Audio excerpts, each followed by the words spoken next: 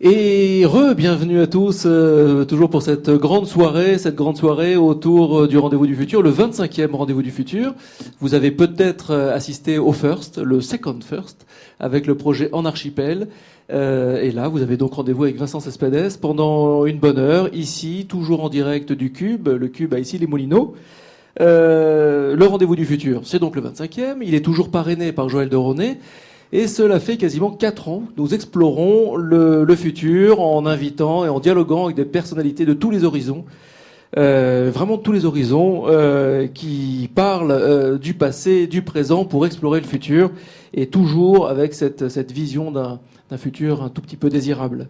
Alors je vous rappelle les règles du jeu. Les règles du jeu sont toujours très simples. On a beau être le 1er avril, nous ne les avons pas compliquées du tout. Vous commentez, vous participez, nous co-construisons cette émission ensemble sur le hashtag, donc sur Twitter, sur le hashtag RDVF, sur le chat également, sur le site du Cube, sur le site rendez-vous-du-futur.com, sur le site écoloinfo.com et sur le site de la Tribune également. Merci à tous nos partenaires. Je vous représente Nils Aziosmanov, président du Cube, ici présent, et Marianne Mario, psychothérapeute, ou psychologue clinicienne. C'est pareil. Qu'est-ce que tu veux être aujourd'hui, 1er avril? Intervieweuse. Les deux. Voilà, les deux. Marianne et Nils seront les grands interrogateurs de cette heure passée ensemble, et moi je serai votre relais, le relais de vos questions. Je les reçois sur ma tablette et je les pose à notre invité, bien sûr, le relais de Twitter également, puis le relais de mes questions aussi, probablement. Il ne me reste plus qu'à vous présenter notre invité en quelques mots. Jingle.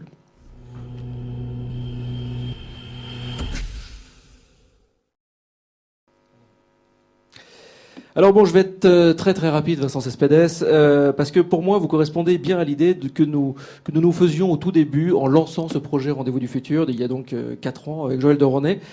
À l'époque, nous voulions, avec Nils, avec l'équipe du Cube et de la JD Carré, nous voulions rencontrer des personnalités qui venaient de tous les horizons, des personnalités qui rentraient pas dans les cases, des personnalités qui s'amusaient à vivre quelque part, qui s'amusaient un peu à réenchanter les vieux stéréotypes, à enchanter l'horizon même. Nous voulions discuter demain en parlant du présent, du passé, ça c'est quelque chose que j'aime bien, en parlant d'hier, mais en parlant donc d'aujourd'hui pour aborder le futur, donc pour aborder demain. On voulait rêver, on voulait apprendre, on voulait s'élever, on voulait vous avoir parmi nous ce soir. Donc merci beaucoup d'avoir accepté cette invitation. Merci à vous. Vous, Vincent Cespedes, quelque part, vous ne rentrez justement pas dans les stéréotypes, dans les cases. Vous êtes philosophe, vous êtes essayiste, vous êtes joueur, vous avez même créé donc un jeu. On y reviendra tout à l'heure, n'est-ce pas, Marianne, avec le jeu du Phénix.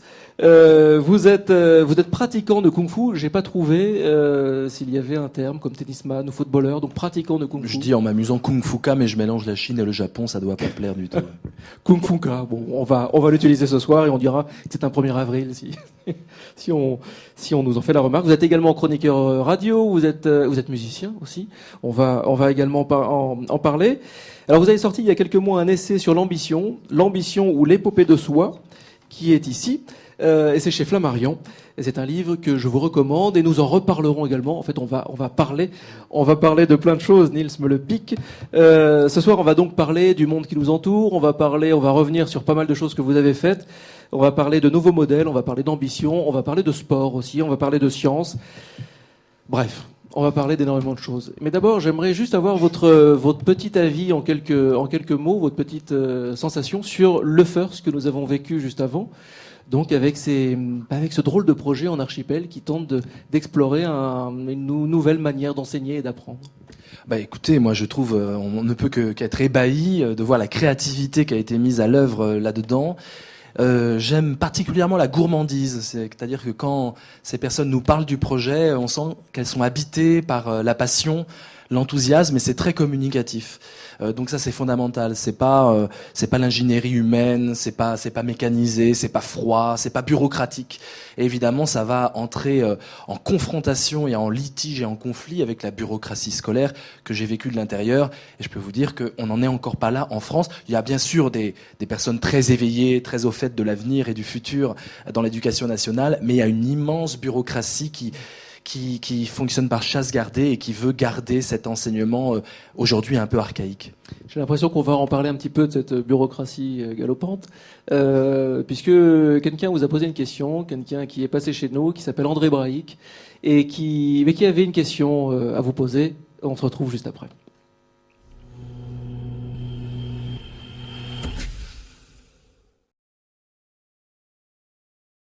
Cher Vincent Cespedes, j'ai envie de vous demander ce que vous pensez de ce qui pour moi est un acte très mauvais de Napoléon III, qui a séparé le baccalauréat littéraire et le baccalauréat scientifique. Ce qui donne des gens qui ne savent même pas faire une règle de 3, et d'autres qui ne savent même pas écrire français sans faire 3 fautes par ligne. Et ne croyez-vous pas que finalement la culture est universelle? C'est aussi bien la philosophie que la science et autres. Et actuellement, quand on se demande quelle est la place de l'homme dans l'univers, je crois qu'il faut avoir quelques connaissances de biologie, sciences de l'homme, et d'astronomie, sciences de l'univers. Autrement dit, que pensez-vous de cette proposition d'arrêter ces catégories et simplement d'apporter à chacun la culture, l'éducation et la recherche? Bah oui, mais je suis bien d'accord. On peut qu'être d'accord, mais c'est pour ça que je parlais du passé et du présent quand même, ça fait du sens. On parle de Napoléon III. Napoléon III, oui.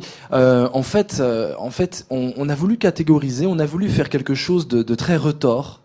On a voulu donner la possibilité de l'ambition à tout le monde dans les écrits, dans l'universalisme. Tout le monde peut être ambitieux, ça s'appelle la méritocratie. Hein. Le fils d'ouvrier peut devenir président de la République en théorie. Et en pratique, on a fait exactement l'inverse. On a privé l'ambition, c'est-à-dire qu'on en a fait un gros mot. C'est un des rares pays la France est un des rares pays, lorsque vous dites ambition, les gens font la grimace. On a rendu ce terme péjoratif, on l'a comparé à l'égoïsme, l'égocentrisme, la violence, etc. pour dissuader finalement les pauvres, ceux qui ne sont pas dirigeants, ceux qui n'ont pas voix de cité dans la société, pour les dissuader d'être ambitieux. Donc d'un côté, théoriquement, la méritocratie, qui est en panne aujourd'hui, on le sait bien, fonctionne. De l'autre côté, elle est réservée à une élite. Et effectivement, on a fait des mathématiques, et je le déplore pour les mathématiques comme pour la philosophie, la matière de sélection, ce qui est d'une stupidité faramineuse. Moi, déjà, chercher une matière de sélection, je trouve ça réducteur. Vous savez, en France, on a aussi cette séparation entre le travail manuel et le travail intellectuel. Mais lorsqu'on demande aux philosophes, aux écrivains, aux romanciers, comment vous écrivez vos livres, vos théories philosophiques, tous, je parle de Michel Foucault, de Deleuze, etc., racontent qu'ils sont comme des artisans, des artistes manuels, et qu'ils boulonnent leurs phrases, leurs concepts, et ils ont tous des métaphores de travailleurs manuels. Donc cette séparation nous rend idiots, qu'on soit plus dans l'intellectuel ou plus dans le manuel. Alors dans Marianne. le sillage justement de la question d'André Braic et du clivage des disciplines, des sciences dures et des sciences molles, je voulais vous amener vers la philosophie et vous citer un petit extrait de Michel Serres, qui est un petit peu rude pour nos sciences molles. Dans Petit Poucette, il écrit « La philosophie manque la pensée, non seulement ses moyens, mais ses objets, voire son sujet. Elle rate notre temps. » Et dans un autre livre, Omniscience, il écrit « S'il faut appeler grands intellectuels les femmes et les hommes qui, au cours du siècle, transformèrent la société, citez donc celles et ceux qui travaillèrent à la chimie, à l'agronomie ou à l'électronique. Citez un seul problème d'éthique qui n'est à son tour pas pris naissance dans ces sciences-là. Je ne vois pas ce que Jean-Paul Sartre, Malraux ou leurs épigones régressifs changèrent dans nos conditions de vie, alors que nous vivons tous mieux depuis Fleming, Shannon ou Turing. Les sciences de la nature changent la nature, corps et monde, et même parfois les cultures, alors que les savoirs des sociétés les décrivent sans les transformer. » Donc pour vous, qui êtes philosophe de l'ambition, qui avez à cœur de faire bouger les lignes, qui voulez repoétiser, réenchanter le monde avec la philosophie, quel regard portez-vous sur ces propos de Michel Serres et plus largement sur la place du philosophe et de la philosophie dans la société de demain? Ce qu'il pointe est vraiment le drame d'aujourd'hui, j'essaie de le combattre modestement. Le drame, c'est qu'effectivement, l'université française ne produit pas de philosophes créateurs. On est dans le design, on est dans la création, mais en philosophie, c'est pas du tout comme ça que ça se passe.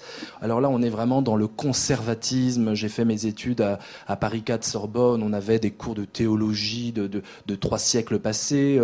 Les philosophes qu'on doit apprendre par cœur, c'est Kant, Platon, des philosophes qui ont des siècles de retard et qui ne sont intéressants. Tout système philosophique est intéressant, mais qui ne permettent pas d'avoir des boussoles et des repères pour penser le monde d'aujourd'hui.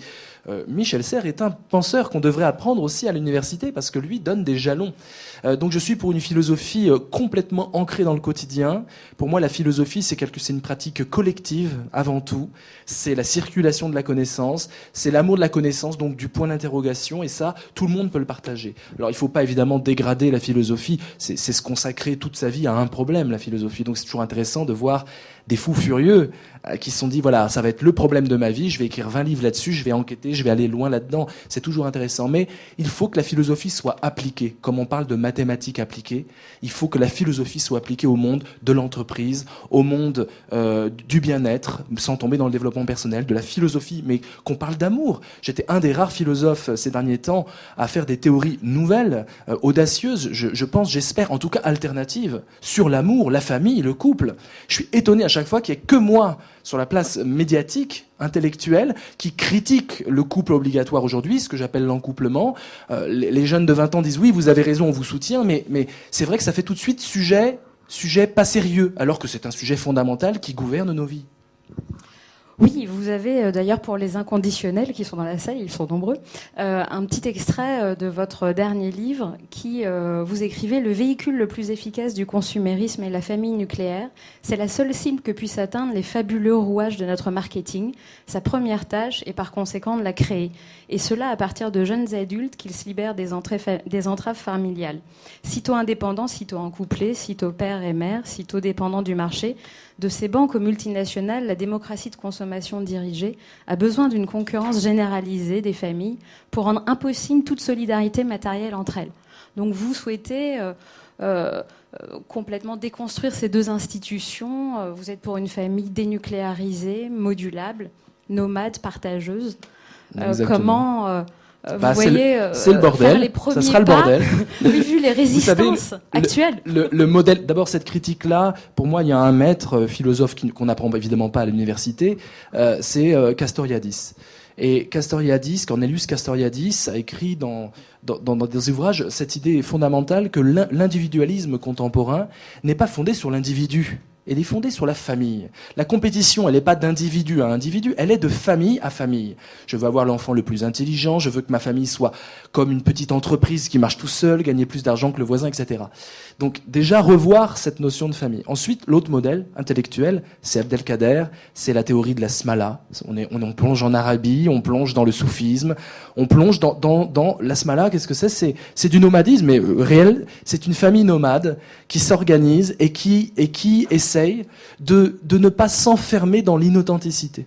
Aujourd'hui, le drame des familles, du seul modèle qu'on propose à la jeunesse, c'est une famille qui marche plus du tout. D'ailleurs, c'est un modèle mais ça ne fonctionne plus. À l'heure du smartphone, le couple ne peut plus fonctionner.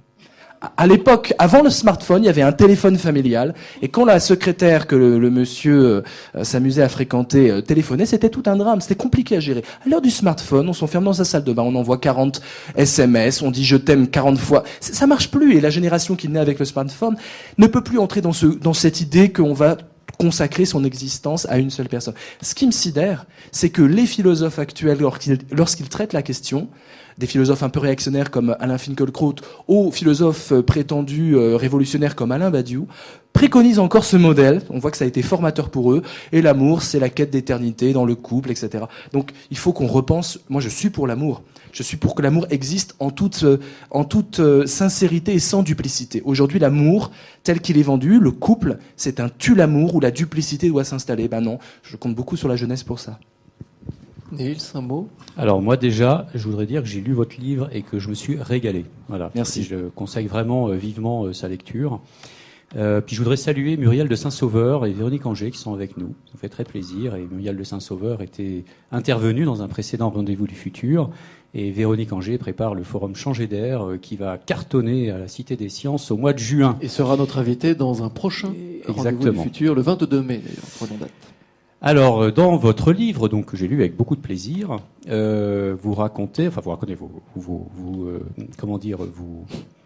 citez l'anecdote que dans un entretien télévisé du 14 juillet 2013, François Hollande déplorait que la France soit le pays le plus pessimiste d'Europe, voire du monde. C'est quand même incroyable d'entendre un président de la République pouvoir dire ça. Êtes-vous d'accord avec ce point de vue, premièrement? Et si oui, pour quelles raisons serions-nous privés d'ambition, en panne d'ambition, englués, comme vous dites, dans une perte collective de sens? Alors je pense que la crise que nous traversons, elle n'est pas réservée à la France. Je pense qu'elle n'est pas du tout de nature économique. Je pense que ça, c'est une conséquence d'une crise beaucoup plus grave, la crise économique, une crise spirituelle. Le mot spirituel fait peur, il a été caricaturé par les années New Age. Dès qu'on dit spirituel, on imagine les drogues, le yoga, le bouddhisme, etc. Mais spirituel, ça veut dire l'esprit, en fait. Et ça veut dire surtout sentir quel est le sens de sa vie. La crise actuelle qui frappe la jeunesse, mais n'importe quelle tranche de la société, qui explique la ruée vers l'or d'une économie moribonde, qui explique le chacun pour soi, qui explique la désaffection du politique aujourd'hui, le pessimisme de la jeunesse qui se dit elle-même dans des récents sondages perdue, génération perdue, c'est terrible. Eh bien, cette crise, elle est spirituelle, c'est-à-dire que on ne sait plus en quoi réside le sens de la vie. Et justement, vous parlez du gush-up dans votre livre. Alors le gush-up, c'est, je cite, c'est l'accaparement des ressources naturelles par des grandes entreprises. Et vous faites un lien qui est très intéressant. Vous dites, avec ce que vous appelez le gush-up ambitionnel de notre société, qui, à coup d'infospectacles, endort et dissuade les citoyens d'aller vers leurs aspirations, leurs rêves, leurs urgences. Oui. Écoutez, on a parlé de l'école tout à l'heure. Ce que je dis se démontre très simplement. Vous avez des jeunes garçons et jeunes filles de 8 ans qui entrent à l'école gourmands, pétillants, frais, juvéniles, assoiffés de connaissances, qui aiment leur maîtresse ou leur maître, et vous les prenez 7 ans plus tard, ils sont lessivés, ils savent plus ce qu'ils veulent faire dans la vie. À 18 ans, l'école n'a pas été capable de les faire rêver pour qu'ils puissent se projeter dans le futur. C'est un massacre du futur, qui est une sorte d'abattoir du futur, l'école aujourd'hui. Et ça, c'est juste symptomatique d'une crise plus profonde. Si les adultes ne sont pas capables de donner le sens du futur aux enfants, ça veut dire que les adultes eux-mêmes n'ont plus le sens du futur. Ils ont perdu le sens du futur. Mais finalement, cette France dépressive, pessimiste dont vous parlez, et qu'on constate, n'est-elle pas la société idéale du hélas ? C'est-à-dire une société qui est prête aujourd'hui, si je vous ai bien lu, à sortir, à aller vers l'urgence, donc vers la passion, donc vers l'ambition. Là, vous condensez, c'est brillantissime, mais je ne sais pas si c'est perméable pour tout le monde. Faut lire mon livre, effectivement. Vous condensez toutes mes thèses en une phrase. J'ai jamais vu ça. C'est pas mal. D'accord. Alors, l'hélas, c'est quoi ? C'est le moteur de l'ambition. L'ambition. On devient ambitieux non pas parce qu'on a des hélas personnels, des failles qu'on veut après dépasser par résilience personnelle, mais on devient ambitieux parce qu'on hérite par nos proches, un père, une mère, quelqu'un proche de nous, enfant, adolescent. On hérite de l'hélas d'un adulte. Hélas mon fils, hélas ma fille, j'aurais pu, mais. Et dans le j'aurais pu, il y a la promesse d'un futur radieux, et dans le mais, il y a l'hélas qui tombe, patatras, dans la désespérance. Et celui qui entend l'hélas, contrairement à ce qu'on pourrait penser, il n'est pas écrasé en général par l'hélas, il est boosté par l'hélas, et il devient ambitieux. Donc effectivement, nous sommes dans une ère un peu morose, où le marasme est réel, où le nous collectif est introuvable, où le sens de la vie est introuvable, et donc nous sommes dans un hélas qui va faire naître des ambitieux. Vous avez raison, c'est pour ça que je veux espérer jusqu'au bout, et je suis optimiste jusqu'au bout. Je te laisse la parole, c'est promis, mais juste pour aller au bout de nos mais je vais la idées, reprendre juste après toi. Est-ce que ce hélas ne va pas accoucher de cette fameuse société plus participative, altruiste, empathique, dont parlent des Rifkin, des Mathieu Ricard et autres?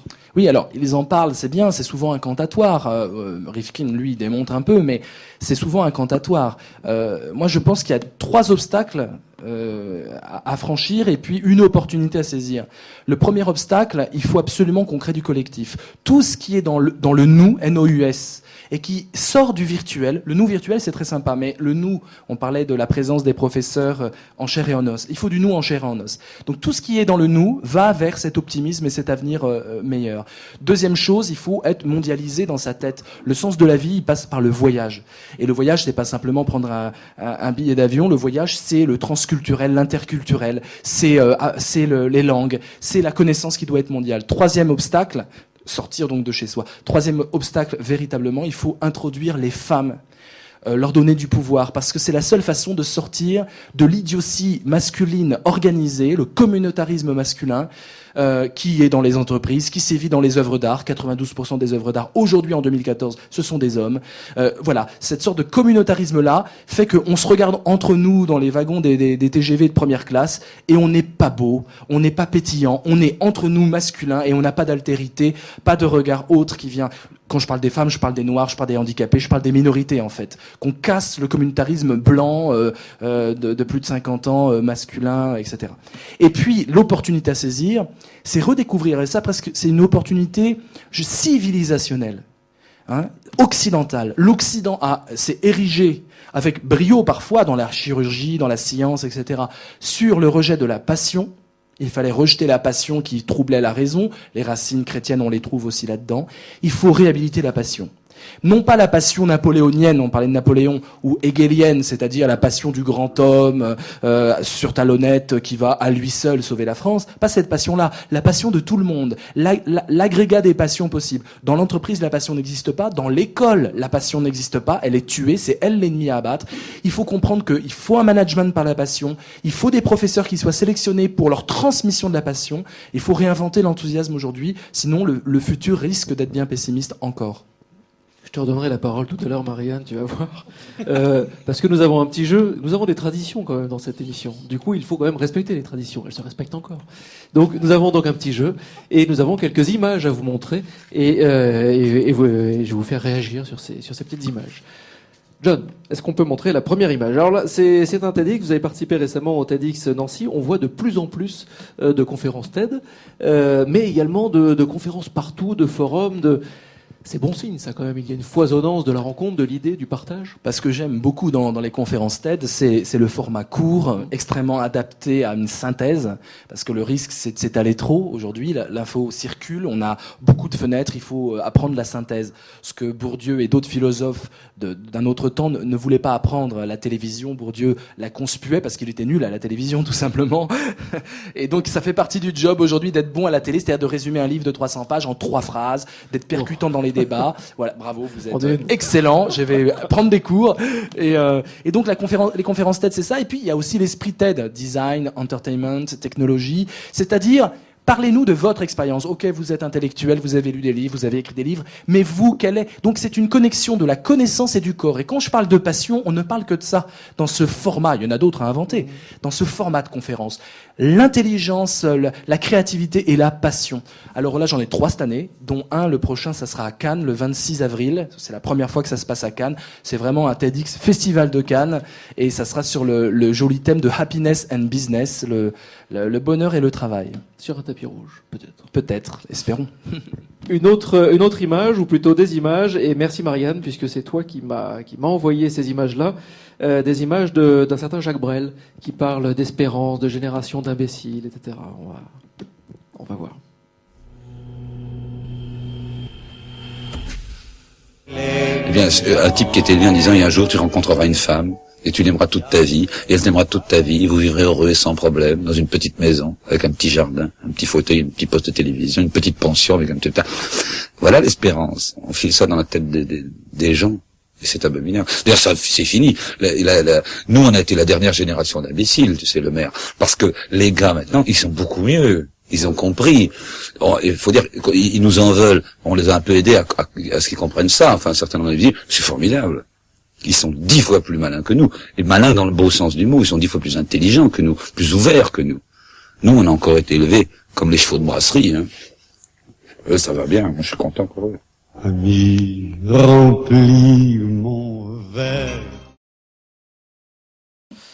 Alors, il est content pour eux, mais là, il parle de la génération 68, en gros. La Bah, génération d'après lui. Ouais, donc génération ouais. 68. Vous avez vu la régression? Franchement, quand on voit les petits jeunes de 20 ans en couplé, aujourd'hui, on a envie de leur dire non mais c'est pas possible. Un peu de rock, un peu de rébellion, un peu d'amour anarchie, vire ta copine, vire ton copain, vie, aime, etc.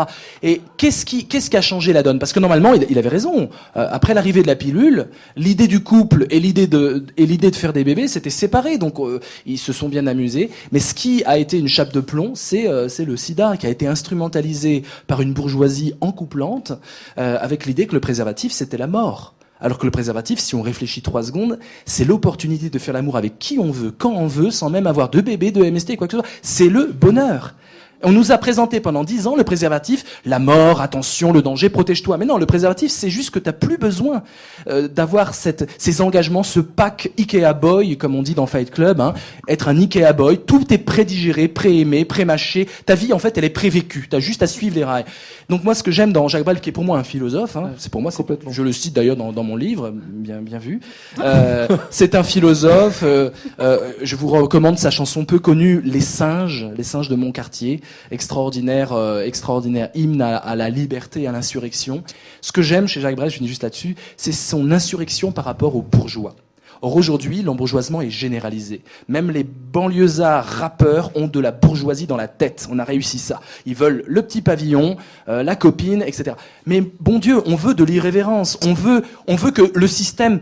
Il y a deux attitudes par rapport au système. Soit on tient tête au système, c'est ce que j'appelle le rock, mais je raccourcis un peu.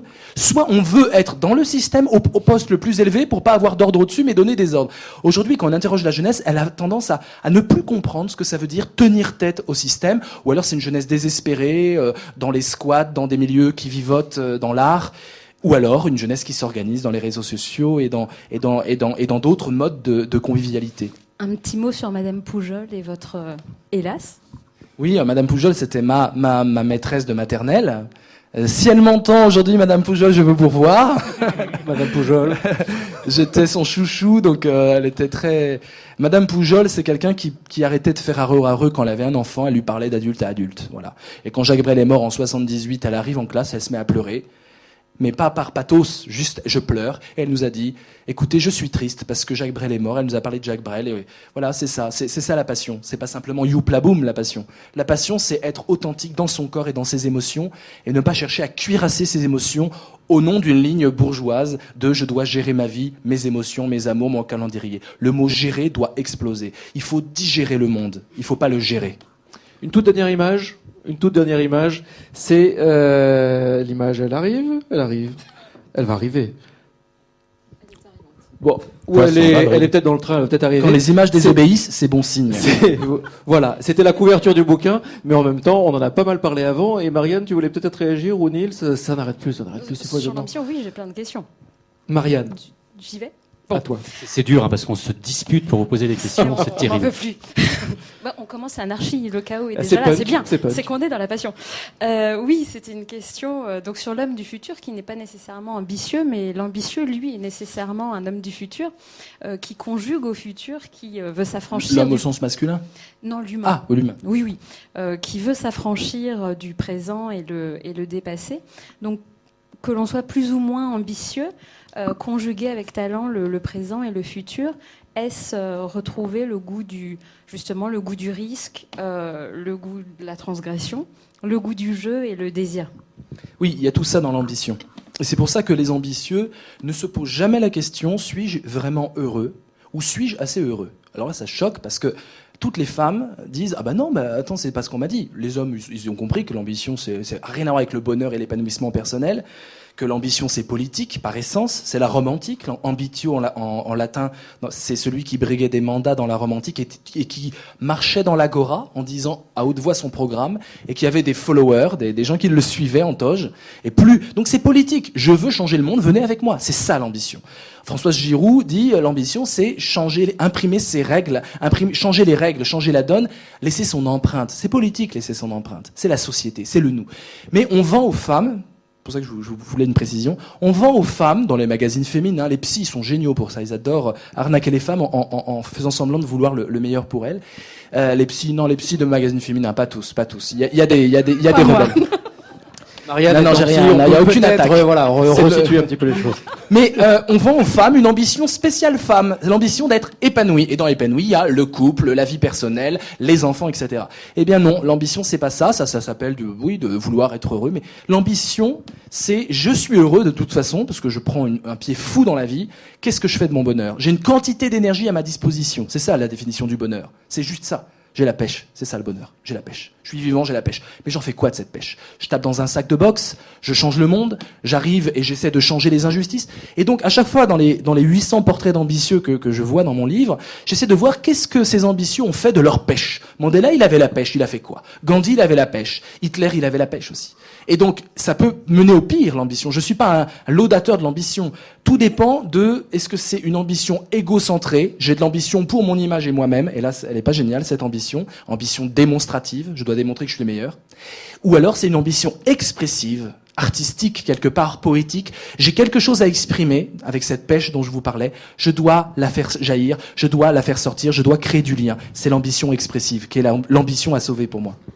Et justement, est-ce que ça existe réellement des gens sans aucune ambition, qui n'aient jamais eu ni de transmission de hélas, ni de rencontres qui les révèlent à eux-mêmes, ni de passion, de dépassement créateur, d'urgence, ni de création de vortex, de synchronicité. Wow, vous résumez là aussi pas mal. Elle est pas mal. 4 chapitres résumés en une phrase, pas mal. Voilà. Ouais. On s'est entraîné. Hein. Ouais, pas mal, pas mal. Parce que moi, je traque tout mon entourage, j'essaye de guetter, je n'en trouve pas. Mais si effectivement ça n'existe pas, dans ces cas-là, comment on peut cultiver l'onde de charme? Comment on peut réinjecter de l'ambition? Alors, l'ambition, c'est peu de personnes. Je suis désolé. Moi, je suis pas californien. Je dis pas l'ambition, c'est pour tout le monde. Il y a 3 méthodes, appliquez-les, vous serez ambitieux. L'ambition, c'est ce côté volontariste, le bonheur volontaire. Je déteste ça. C'est le meilleur moyen d'arnaquer tout le monde. Parce que finalement, si t'es pas heureux, c'est que tu l'as bien voulu quelque part, ou que tu l'as pas assez voulu. Et donc, on voit là une sorte de capitalisme de droite réactionnaire se mettre en place. C'est terrible. Le bonheur, ça dépend de ma volonté, c'est un piège politique absolu. Il y a des gens qui sont cassés par la vie, et pas par eux-mêmes, ou par une psychologie défaillante, et manque de jus d'orange. Donc, l'ambition, c'est peu de personnes. Ce qui compte, c'est pas que tout le monde soit ambitieux, ça serait invivable. Ce qui compte, c'est que quand vous repérez quelqu'un d'ambitieux, vous puissiez faire la part des choses entre l'ambition démonstrative, moi je, et l'ambition expressive, venez les gars, on va faire quelque chose, venez les filles, on va faire quelque chose d'intéressant pour tout le monde. Et quand vous repérez un ambitieux expressif, il faut aller avec lui. Parce que la passion est au rendez-vous, parce que l'avenir est au rendez-vous, le futur sera là. Et donc il faut qu'on puisse, plutôt que de critiquer l'ambitieux et de le mettre en quarantaine, aller vers lui lorsqu'on détecte qu'il s'agit d'une ambition noble, lumineuse, humaniste. Ah, c'est... J'aurais sans voix. Alors, moi j'ai découvert dans votre livre un petit passage qui m'a beaucoup touché, parce que vous parlez de l'un de vos pianistes préférés, qui est McCoy Tyner. Il y a une histoire que je tiens de Christian Vander, le batteur de Magma, qui a bien connu le quartet de John Coltrane, et notamment donc McCoy Tyner. Et c'est un quartet donc absolument mythique du jazz, qui s'est formé autour de John Coltrane vers la fin de sa vie, il est mort assez jeune, et qui a produit parmi les plus belles musiques de l'histoire du jazz et de la musique tout court, et notamment avec des titres comme A Love Supreme, vous parliez d'amour, qui a été repris par tous les jazzmen du monde. Et cette histoire donc que racontait Christian Vander, c'est que en réalité, ce quartet qui a produit une musique absolument sublime, dans les dernières années de la tournée, ne se parlaient plus. Il y avait une espèce de, pas de haine, mais quasiment entre les musiciens. Ils ne s'adressaient plus la parole, ils se tournaient le dos quand ils jouaient sur scène. Et pourtant, dès du moment qu'ils commençaient à jouer, ils produisaient ensemble une des plus belles musiques du monde. Et ça, c'est un truc, moi, qui m'a hanté pendant assez longtemps, cette question-là. J'ai cru peut-être trouver un bout de la réponse dans votre livre. Vous allez me dire, est-ce que c'est pas ça, finalement, la méta-ambition, c'est-à-dire quelque chose qui est en dessus de l'humain et qui le pousse vers une sorte d'absolu, et c'était ça la musique qui... Oui, la métaphore musicale est dans toute ma philosophie. Finalement, si on veut utiliser 2 mots grecs, il y a une philosophie occidentale qui utilise le télos, ça donne le mot téléphone. Télos, c'est le but, hein, c'est atteindre la fin. Et moi, c'est plutôt le mélos, la mélodie. Et j'essaie de faire de l'identité non pas un télos, mais un mélos. Et de toutes les institutions, orthographe, couple, ambition, tout ce que vous voulez, l'école, arrêtez le télos. Il y a un but et des objectifs, il faut faire ça pour y arriver. Mais aller dans le mélos, il faut jazzifier. jazzifier l'entreprise, jazzifier l'école. Et c'est la puissance du jazz que vous décrivez là. C'est-à-dire, une fois qu'on commence à jouer dans le jazz, on a affaire à quelque chose effectivement qui dépasse les égos. On ne peut pas jouer à partir des égos.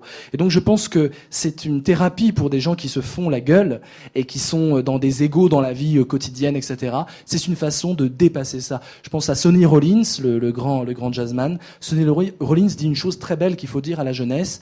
À un moment dans la vie, il arrive une chose importante. Tu sens que tu dois dépasser ta propre individualité, la satisfaction égoïste de tes besoins personnels pour aller vers quelque chose de plus grand. Ça s'appelle un supplément d'âme et la passion permet ça. Et cette passion, elle peut vivoter toute seule. Mais cette passion a besoin de se raccrocher à une ambition collective ou l'ambition d'une personne lumineuse. À un moment, nos petites passions, on a tous des passions. Hein. Cette passion-là, sinon elle meurt, sinon elle se bureaucratise, sinon elle se technocratise. Donc à un moment, quand vous avez une passion, vous devez la connecter à une ambition, soit la vôtre si vous avez la chance, malchance d'être ambitieux vous-même, parce que c'est quand même une bargitude de première, d'être ambitieux, ou soit connecté à d'autres ambitions. Et c'est comme ça, à mon avis, qu'on recréera du nous, du collectif. Comprendre que nous avons un harpon, un hameçon qui peut se transformer en âme sœur. Elle est pas mal celle-là, je trouve. Je crois qu'on va la noter, on va la garder en tout cas. Justement, je Marianne. propose comment jazzifier la démocratie. Alors, nous toute la sortons... question. C'est la question que j'allais poser. Ah ben voilà.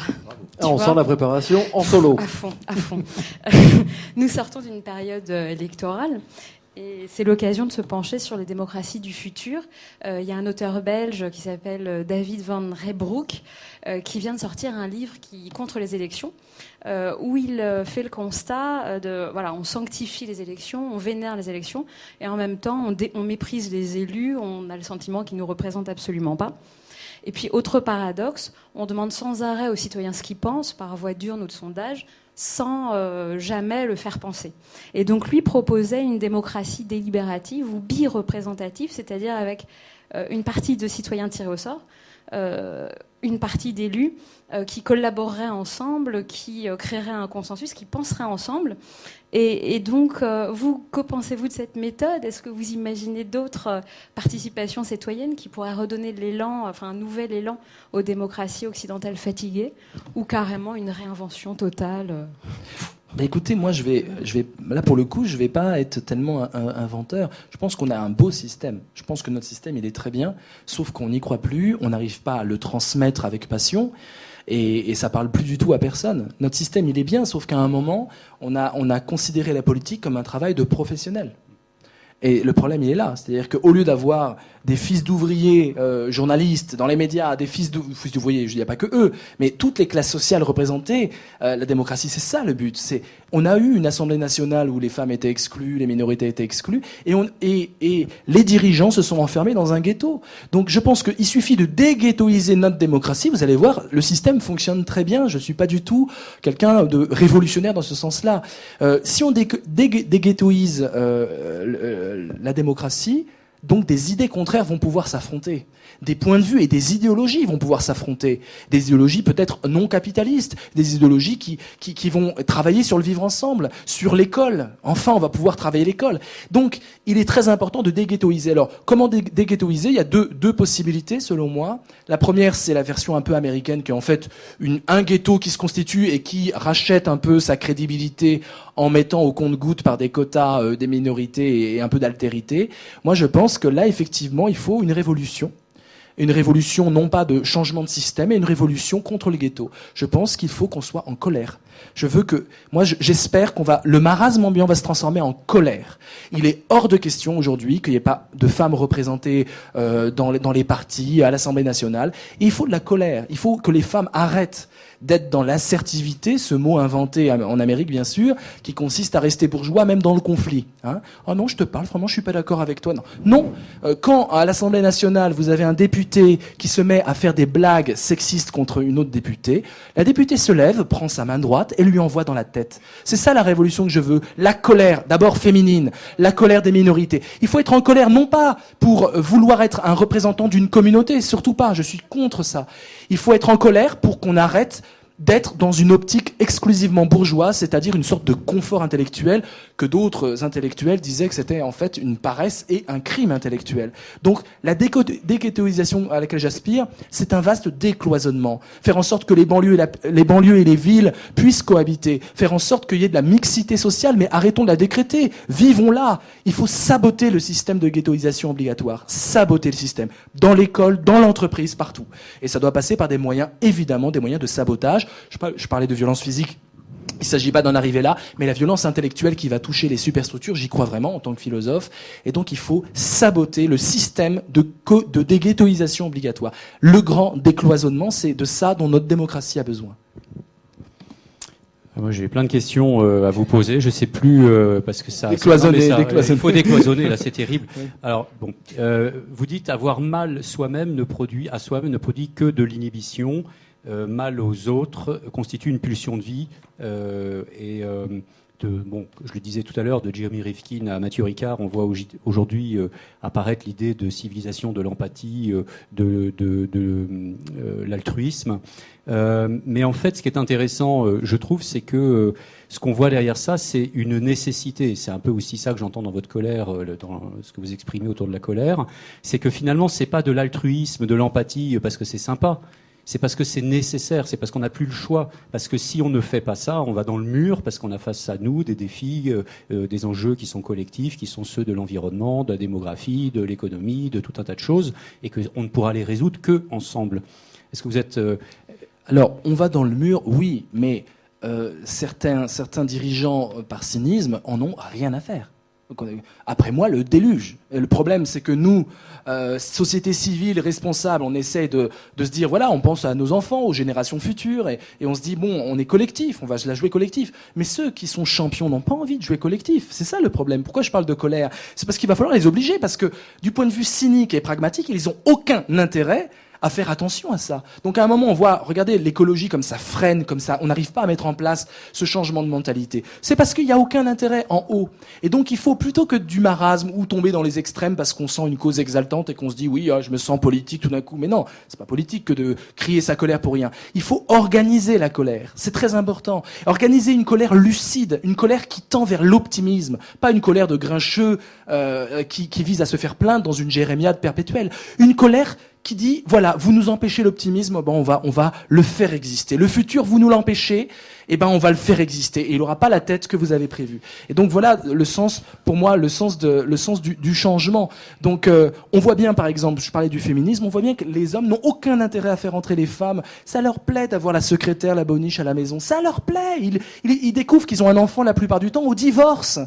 Donc à un moment, quand les sociologues nous donnent des chiffres très précis, que les corvées domestiques, c'est encore les femmes qui le font, etc. À un moment, quand on a des chiffres qui viennent, il faut la colère. Et donc, je suis pour qu'il y ait effectivement une révolution dans l'ambiance générale. Arrêtons celui qui se plaint, et à tort de toute façon. C'est une faute morale que de se plaindre. Il faut être en colère. Et ça s'appelle en philosophie le thumos. Vous savez que Platon distingue 3 parties dans l'âme. L'épithumia, qui est située dans le ventre, les appétits sensibles, charnels, qui visent un peu à la paresse, à être repus. Le nous, qui est le cerveau, intellect, le brain supérieur, et le thumos, ça c'est génial, la partie impétueuse, la partie irascible de l'âme. Ma philosophie, je pourrais la qualifier en disant que c'est de la thumétique. C'est une sorte d'éthique qui se mélange avec le thumos. Il ne s'agit pas d'être dans l'éthique du bien, du mal et de la vie bonne, comme dit Luc Ferry. La vie bonne pour Luc Ferry, c'est pour lui de retourner à Ithaque et d'épouser Pénélope, enfin de retrouver sa Pénélope. Moi, je suis pour que Pénélope, on lui dise au revoir, parce que c'est super de voyager dans le monde, et c'est une chance que d'avoir perdu sa patrie originelle. Donc, surtout pas de retour à Ithaque. C'est ça, la thumétique. Je m'en veux terriblement de devoir couper et hacher comme ça. Et je suis vraiment désolé, mais on sent vraiment que cette émission pourrait durer des heures et des heures. Une autre question, cette fois-ci de notre parrain, Joël de Ronet, qui a tenu à vous envoyer un petit mot.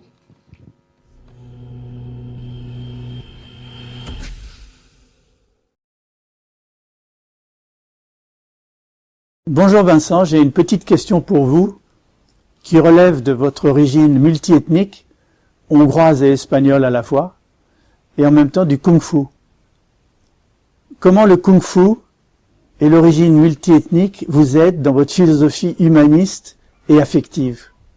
qu'est-ce que ça vous apporte et pourquoi vous êtes différent grâce à ça? Donc en quelque sorte, après la colère, comment faites-vous pour Mais lâcher prise et... Là, on est, c'est pour moi, c'est un sage, ce monsieur, et ça se voit dans son regard. On sent tout de suite, oui, effectivement, on est en paix, on est en colère, mais serein. C'est ça qui est bien. Oui, alors multiethnique, je sais pas. C'est vrai que j'ai compris parce que j'ai eu un père de famille espagnole né en Algérie, pied noir, une mère de famille hongroise. Je me suis dit bon bah ok, ils sont en France, ils aiment la France, mais la France, il va falloir l'aimer. Mais il n'y avait pas du coup cette fétichisation de l'identité. Voilà, pour moi l'identité c'était un jeu. Tout de suite, c'était un jeu, une composition, une appartenance, et c'était comme mes jeux de Lego quand j'étais petit. On peut déconstruire les Lego, les reconstruire, et ça m'a tout de suite donné l'idée de désobéir aux assignations à identité. Et toute ma philosophie, quand je parle de mélos, c'est ça. Dès qu'on te dit tu dois être comme ça, amuse-toi, deviens et redeviens et métamorphose-toi. Pour moi, le temps n'est pas cyclique, le temps n'est pas linéaire, il est résurrectionnel. C'est pour ça que mon jeu s'appelle le jeu du phénix. Le jeu du phénix, c'est concevoir la temporalité comme la possibilité d'une métamorphose continuelle, y compris de renaître lorsqu'on est au bord de la mort, au bord de l'agonie, au bord du précipice. Alors, pour répondre avec le kung-fu, c'était à 14 ans, j'ai rencontré, je faisais du judo comme tous les petits de mon âge, et à 14 ans, j'ai rencontré un maître de kung-fu que j'ai après fréquenté, je l'ai même invité à faire une conférence là-dessus, qui m'a en fait initié à une nouvelle philosophie. Bien sûr, j'aimais bien, j'adorais Bruce Lee, j'adorais ce qui faisait du bonheur, Bruce Lee. Le bonheur, il en faisait un cri juste et justicier, et puis une sorte de chorégraphie absolument exaltante, une danse, voilà. Et ça m'avait tellement boosté que je me suis dit, c'est ça qu'il faut que je fasse. Et quand je tombe à Aix-en-Provence avec Maître Jung, eh bien, je découvre une autre philosophie, le taoïsme. C'était un médecin, c'était un homme érudit, et donc tout d'un coup, je découvre que nos schèmes de pensée, que tout ce qu'on a dans la tête, c'est aussi du Lego. Donc vous voyez, le lien, il est là. Tout d'un coup, on peut jouer même avec les certitudes, avec la vision du monde. Tout d'un coup, le monde, c'était la transmission de l'énergie. Jamais on m'avait appris que la vie, c'était une transmission d'énergie. Quand je parle de passion, d'enthousiasme et de thumos, je suis dans une philosophie vitaliste. Mais c'est le tabou dans l'université. La philosophie vitaliste n'existe plus depuis au moins 30-40 ans. Deleuze a essayé de flirter avec, mais il est tombé dans la cybernétique très rapidement. Donc, cette idée d'une transmission d'énergie, et qui permet de recomposer du nous, c'est devenu ma philosophie, parce que, pour moi, c'est vraiment l'expérience quotidienne de tout le monde. Vous passez du temps avec quelqu'un, l'onde de charme circule et vous êtes gorgé d'une énergie nouvelle. C'est ça le temps résurrectionnel. Dans l'échange, dans le mélange humain, j'ai consacré un livre au mélange, il en va de cette transmission d'énergie. Vous savez quelle était pour moi la grande philosophie vitaliste, la grande philosophie avant le taoïsme, de la transmission de l'énergie? George Lucas, Star Wars, la force. C'était une école de spiritualité pour toute ma génération. Oui. Niels, et après, nous passerons, ce sera quasiment un mot de la fin, nous avons très peu de temps, et nous allons reparler du jeu du phénix. Alors, moi, je voulais vous suggérer l'idée de créer une université du Hellas. Je rappelle donc que vous dites que le Hellas... Pas tellement vendeur, hein, quand même. On va voir. Donc voilà, vous rappelez que le Hellas, c'est donc la clé de l'ambition. Sans Hellas, pas d'urgence, pas de passion, pas d'ambition. Et l'un de nos invités ici, à un rendez-vous du futur, nous disait que lui-même militait pour la création d'une université de l'échec, il disait pas du Hellas mais de l'échec, un lieu d'apprentissage qui soit fondé sur l'analyse de tout ce qui n'a pas marché, les Hellas de l'histoire, et non pas sur la glorification d'épopées romancées qu'on nous enseigne dès la maternelle. Qu'est-ce que vous pensez de cette idée? C'est génial parce que en fait, il n'y a pas plus jouissif que d'échouer. Ça, en France, on ne veut pas l'entendre. Alors on l'entend en Amérique. J'ai conspué l'Amérique, maintenant je l'aime. Maintenant je l'aime parce que c'est vrai que l'échec, c'est pas grave en fait. C'est juste pas grave. On dresse les enfants à avoir une phobie de l'échec parce que l'échec c'est redoubler, c'est pas avoir des diplômes, et en France c'est très important, des bonnes filières. Et en fait l'échec c'est échouer dans sa vie. Le moindre échec dans une copie de troisième, c'est un échec vital et existentiel. C'est une catastrophe. Parce que comment innover, comment oser, comment tenter si on n'échoue pas? Et c'est vrai qu'il faut créer une école, plutôt que de l'échec, je dirais une école de l'audace, où il est permis d'échouer. Je cite dans mon livre, pendant de longues pages, cette entrepreneuse Sarah Blackley qui a créé la société Spanx. J'espère qu'elle m'écoute aussi parce qu'elle est multimilliardaire. Sarah Blackley. Elle est multimilliardaire. Si tu et- nous entends, nous voilà. aussi. Et j'ai écrit sur toi, je t'envoie mon livre quand tu veux. Et donc, Sarah Blackley, elle nous raconte sa vie, pourquoi elle est arrivée à cette success story incroyable. Et elle dit une chose amusante, c'est que mon père avait un petit jeu quand j'avais 14 ans, un petit jeu avec mon frère. Il me disait tous les week-ends, dis-moi Sarah, qu'est-ce que tu n'as pas réussi à faire cette semaine? Et lorsque Sarah n'avait rien à répondre, il faisait la gueule, le père. Et lorsqu'elle disait, j'ai pas réussi à faire ça, il disait, give me 5, top là, c'est génial, continue. Parce qu'en fait, ne pas réussir à faire quelque chose, c'est la preuve qu'on a osé dépasser sa zone de confort, qu'on a osé transgresser ses habitudes, ses routines, qu'on ne s'est pas laissé enfermer dans les facilités. Et donc, c'est la seule façon de progresser. Donc, il faut évidemment encourager absolument, non pas l'échec, mais l'audace. Et donc là, on refait toute l'éducation nationale et même l'éducation parentale. J'ai lu d'ailleurs à ce propos que l'école polytechnique en France sélectionne à l'entrée, pas en Suisse, et qu'en Suisse, ils ont obtenu 27 prix Nobel quand les Français n'en obtenaient que 2. Ce qui montre qu'on sélectionne en France par le conformisme, la capacité à donner la bonne réponse, Exactement. et pas par la créativité, l'expérimentation, l'exploration, la curiosité. Exactement, c'est tout notre problème. Je vous propose de terminer doucement cette émission en jouant. Oui. Forcément, vous m'avez vu venir, le jeu du Phénix, Vincent Cespedes, Marianne a travaillé, Marianne a un jeu, paf, on joue. Marianne Boss. Toujours mon jeu sur moi, hein. J'ai l'air comme ça, mais... J'avais Non, mais pas c'est besoin bien, d'un. on en a deux, Je mais- peux vous prêter le mien. Alors on va jouer, mais pas forcément dans les règles, hein, parce que je crois que les règles, c'est un Oui, peu plus long, et Les là, règles, on n'a c'est vraiment pas le temps. tirer 9 cartes. Nous, on n'a pas le temps. C'était On juste peut en On va en tirer. tirer qu'une. Il n'y a pas de Alors, problème. Faites comme vous voulez. Enfin, tirez une résonance pour le futur. D'accord. Il faut peut-être Donc, préciser que c'est un jeu que Vincent Cespedes a créé. Ah bah oui. C'est, et j'ose le dire, le premier jeu philosophique au monde. Alors, vous allez me dire, il y a Yiking, il y a des tentatives comme ça, mais c'est des jeux qui avaient une destination oraculaire, divinatoire. Ce jeu, pas du tout. Le look a l'air un peu mystique parce qu'il faut que ça soit des cartes en photolangage qui nous frappent, mais l'éthique de ce jeu, c'est qu'on n'est pas du tout dans le mysticisme où ça flirte pas avec. C'est le hasard. On fait de l'aléatoire quelque chose qui donne un éclairage tout à fait nouveau et objectif sur nos vies, puisque c'est le hasard et que le hasard, on n'a rien à faire de nos existences. Donc voilà. Donc quelle est la Et question? vous avez toute une équipe qui Ah oui, oui. anime des sessions. Vous êtes d'ailleurs, il y a une tournée nationale quasi. Ah oui, c'est Il incroyable. faut aller sur le site de Vincent Cespedes Ouais. parce Pour qu'on voir. retrouve toutes les dates. Ah, et il il y a faut une vraie aller sur tournée le- autour du jeu. Il faut aller sur le Facebook Jeu du Phénix, où là, ça se développe en entreprise. J'ai une équipe incroyable, où tout d'un coup, on a les gens qui redécouvrent le mélos dont je vous parlais. Le mélos, on joue, on crée du lien, on ouvre la parole, on libère l'enthousiasme, et c'est plus à des fins cyniques parce qu'on rencontre vraiment les autres. Le cynisme s'arrête dès qu'on participe affectivement à la vie des autres. Alors tirons une carte, pourquoi? Pour le futur. Marianne, ouais, pour le Ou ce qui futur. vous fait plaisir, parce qu'après tout. Allez, non. Notre futur commun avec ce nouveau gouvernement, d'accord?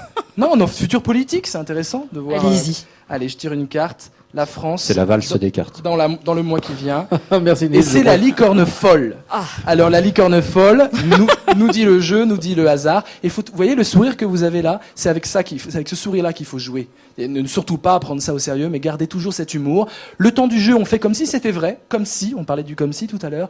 Puis après, une fois que c'est fini, on peut dire les cartes disent n'importe quoi, on peut critiquer. Mais on va jouer comme si c'était vrai. La licorne folle, c'est l'obsession de la perfection. C'est vouloir à tout prix que les choses se passent bien. C'est ce que j'appelle, c'est un concept que j'ai créé, le bonheurisme. Le bonheurisme, c'est le bonheur en idéologie. Tu dois être heureux, le bonheur est obligatoire. C'est Orwell, 1984. Et donc, nous risquons d'être encore des bonheuristes, de faire du bonheur l'habillage social pour éviter les conflits. Donc, acceptons aussi l'échec, mais acceptons aussi le malheur, acceptons la dépression. Ce qui compte, c'est pas de pleurer chez son psychanalyste ou chez soi. Ce qui compte, c'est de pleurer dans la rue. Parce que si on pleure dans la rue, et c'est Unamuno, un grand philosophe qui dit ça, si tout d'un coup on pleure dans la rue, on voit d'autres pleurer, et il se peut que les larmes soient versées pour les mêmes raisons. Et c'est le début de la politique, et c'est la sortie de la psychologie. Nils, Comme c'est le mot de la fin. Comme c'est le mot de la fin, moi je voudrais juste te dire une fois de plus que votre livre est vraiment passionnant. Merci. Et qu'il y a 2 citations que je voudrais reprendre, que vous avez mis dedans. La première, c'est La vie est ton navire et non pas ta demeure de Alphonse de Lamartine. Et un petit peu plus loin, et c'est merveilleux, il y a une autre citation qui dit et qui poursuit la première: Naviguer est une activité qui ne convient pas aux imposteurs, c'est Eric Tabarly. C'est magnifique. Naviguer est une activité qui ne convient pas aux imposteurs. Quand vous êtes sur un bateau, que vous faites le tour du monde en solitaire, sans escale, par les 3 caps, je vous garantis que l'ambition, elle est là. Elle n'est pas dans les grands conquérants qui ont toute une armée et toute une civilisation derrière eux. Elle est dans ce navigateur solitaire qui affronte les éléments, qui s'affronte lui-même, son pire ennemi, et qui essaie d'être dans une honnêteté de cristal, une honnêteté cristalline par rapport à ses espoirs, ses rêves, ses désirs. Et c'est ça, pour moi, le sens de la philosophie. C'est pour ça que tous les grands navigateurs sont d'emblée des philosophes. Merci beaucoup, Vincent Cespedes, d'être Merci venu. Vous l'aurez compris, nous ne pouvons que chaudement vous recommander de lire, de dévorer L'Ambition ou l'épopée de soi chez Flammarion, d'aller sur le site de Vincent Cespedes, d'aller sur la page Facebook de Vincent Cespedes, mais aussi du Jeu du Phénix. Tout à fait. De toute façon, vous tapez Jeu du C'est Phénix facile. sur Google, c'est facile, tout est facile. Réenchantez votre vie, en gros, mais soyez en colère quand même. Merci beaucoup. Cette émission était très rock'n'roll. On aurait aimé qu'elle dure beaucoup plus, mais j'ai l'impression qu'on se reverra. Cette émission est terminée. Merci à notre invité. Merci à tous ceux qui ont rendu l'émission possible. Merci aux compères de la JD Carré à la réalisation. Merci à Bastien et merci à l'équipe du Cube. Merci à un air de chat pour les solutions interactives. Merci à Gaïané et l'agence Ondine également pour le dialogue sur Twitter. Merci à vous, merci public, ici au Cube, à ici les Moulineaux. Merci. Prenez vos agendas et notez quelques petites dates. Vous avez rendez-vous le 29 avril pour une émission spéciale du lancement de la prochaine revue du Cube. Le 22 mai avec une émission spéciale autour du Forum Changer d'air, avec Véronique Anger notamment et Joël de Ronet également, mais aussi plein de petits jeunes du groupe Flow. Je pense aux fondateurs de Babylone, aux fondateurs de Kiss Kiss Bank Bank, à Anne-Sophie Novelle que vous connaissez puisque vous suivez les rendez-vous du futur. Bref, voilà, on reste en contact. À tout de suite sur les réseaux sociaux. Merci. À bientôt.